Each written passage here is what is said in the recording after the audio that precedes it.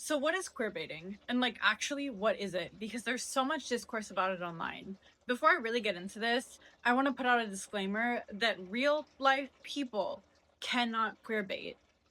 Only fictional characters and shows and books and movies can do the queerbaiting, not real people. So queerbaiting in some is when authors, showrunners, or writers, the like, try to reel in queer audiences by hinting that their characters are going to get in some sort of same gender relationship. But this relationship never really comes to fruition. It never becomes anything. It's just implied. Well, why is this a problem for so many queer people? Well, aside from it being really fucking annoying, it points to the bigger issue of queer people lacking real representation in media. When we are actually represented in media, characters break up, characters get killed off.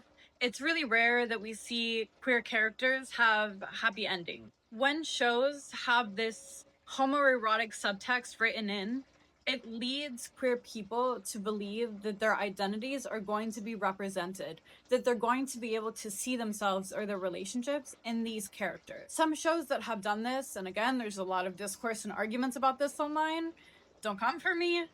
How to Get Away with Murder with Tegan and Michaela. One was Once Upon a Time with Emma and Regina. Supergirl with Cara and Lena. Buffy with Buffy and Faith, even though Buffy did have like a lesbian couple, but one of them was killed off. And dare I say, and I know this one is a hot take, Killing Eve with Eve and Villanelle, because before they got to really get together, they had like a couple of moments of togetherness, and then spoiler warning in 3, 2, 1, Villanelle gets killed off. The list goes on. Now, a lot of people argue that there is a lot of queer representation in media, and honestly, I don't know where they're looking. I don't. What I'm seeing is a very long list of actually queer shows, especially sapphic shows, getting canceled after one season. Like I mentioned before, characters getting killed, characters breaking up, characters cheating on each other, it being really messy. Nobody really gets a happy queer couple with a happy ending, especially not a lesbian couple. All of the arguments about this are based in a need and desire for queer couples to be visible and out there, and queer identities to be shown in a positive light.